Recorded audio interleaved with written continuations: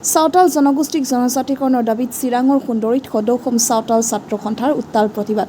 সুন্দৰী ৩১ ৰাষ্ট্ৰীয় ঘাইপথত মুখ্যমন্ত্ৰী ডক্টৰ হিমন্ত বিশ্ব শৰ্মা আৰু সদৌ অসম ট্ৰাইবেল সংঘৰ সম্পাদক প্ৰধান আদিত্য খাকলেৰ প্ৰতিকৃতি দাহ ছাত্ৰ সংগঠনটোৰ।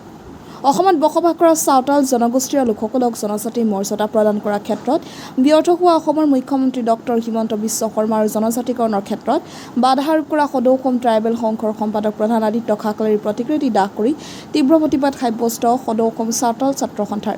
অনাগত দিনত যদি অসম চৰকাৰে চাওতাল জনগোষ্ঠীয় লোকসকলক জনজাতিৰ মৰ্যাদা প্ৰদান নকৰে তেনেহ'লে ভয়ংকৰ আন্দোলন গঢ়ি তোলা হ'ব আৰু ইয়াৰ ফলত যদি আইন শৃংখলাজনিত পৰিৱেশ সৃষ্টি হয় তাৰ বাবে দায়ী হ'ব অসম চৰকাৰ।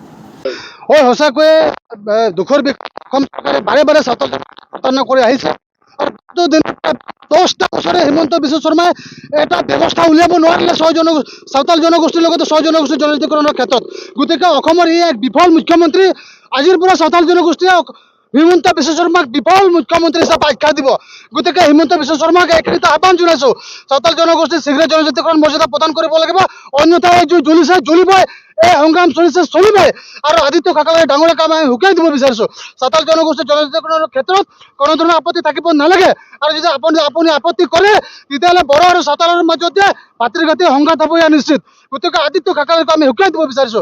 চাওতাল জনগোষ্ঠীৰ জনজাতিকৰণৰ ক্ষেত্ৰত কোনো ক্ষেত্ৰতে আপোচ কৰা নহ'ব, আৰু আপুনি চাওতাল জনগোষ্ঠীৰ জনজাতিকৰণৰ ক্ষেত্ৰত বিৰোধ কৰি গ'লে চাওতাল জনগোষ্ঠীয়ে আপোনাৰ বিৰুদ্ধে তীব্ৰ প্ৰতিবাদ সাব্যস্ত কৰিব। আৰু অসম চৰকাৰে চাওতাল জনগোষ্ঠীক বাৰে বাৰে চাহ জনগোষ্ঠী হিচাপে আখ্যা দি আহিছে। আমি তীব্ৰ ভাষাৰে গৰিহণা জনাইছো, আৰু আমি অসম চৰকাৰক জনাই দি আহিছিলো যে চাওতাল জনগোষ্ঠী কেতিয়াও চাহ জনগোষ্ঠী নহয় আৰু নাছিলে আৰু নহয়।